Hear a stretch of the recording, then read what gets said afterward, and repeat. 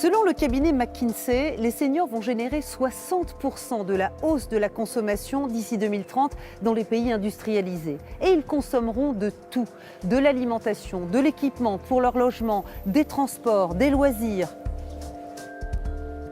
Les loisirs, c'est le pari de Culture et Compagnie, une entreprise créée il y a 12 ans par Eric Castelnau. À son catalogue, de la sophrologie, de l'art-thérapie, des conférences musicales et au programme aujourd'hui, le sentiment amoureux entre Bach et Rachmaninoff.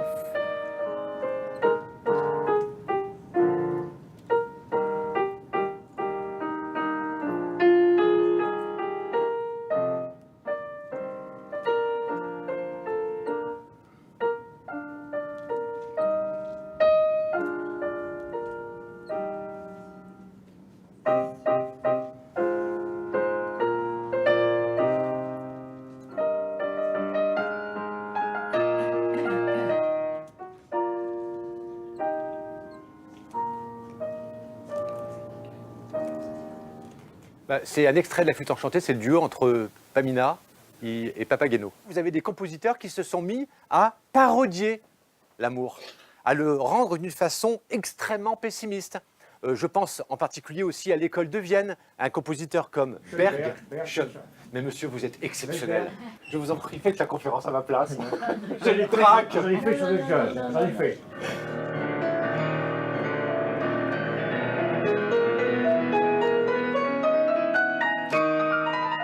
Je me demandais toujours comment les musiciens arrivaient à composer leur œuvre.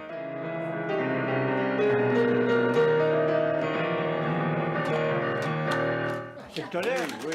C'est la bombarde, c'est là. Ça vaut tous les médicaments. Ça veut tout dire.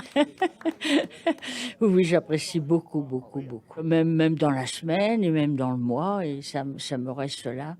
La musique, tout ça, c'est important parce que vous croyez que c'est anodin et pas du tout, parce que petit à petit, ça s'infuse et ça devient nécessaire. Tout va ensemble, la musique, les repas, l'harmonie, puisqu'il parle de musique, l'harmonie. La dépendance des personnes âgées coûte déjà 30 milliards d'euros par an en France. Rester actif, apprendre, communiquer est un moyen efficace de la retarder. On échange énormément et c'est justement ce qui manque dans les salles de concert. Je pense que c'est important aussi de donner la possibilité au public de pouvoir à un moment donner son avis sur telle ou telle chose et apporter sa contribution personnelle. C'est à ce prix-là qu'on obtient, qu'on crée le lien. La culture et les loisirs sont des secteurs porteurs de la silver economy. La demande est en croissance, Culture et Compagnie aussi, plus 15% par an en moyenne depuis la création il y a 12 ans.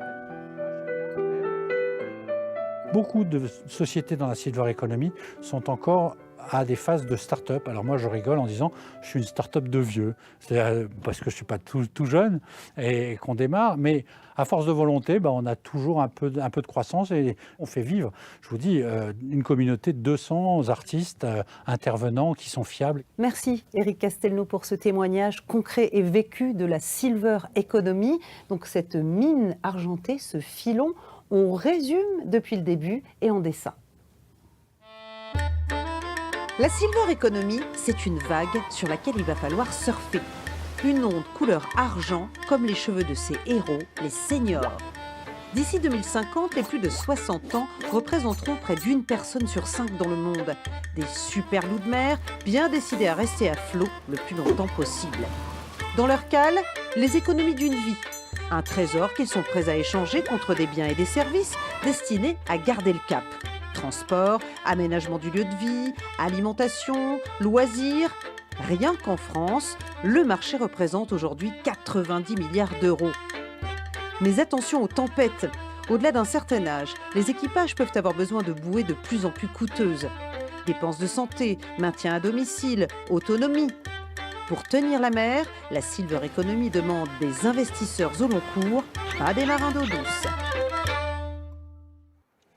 Voilà, c'est la fin de cette émission sur la silver economy ou comment l'économie doit s'adapter au changement de la population. Vos questions, vos suggestions de gros mots, c'est sur Twitter ou sur Facebook. Portez-vous bien et rendez-vous la semaine prochaine.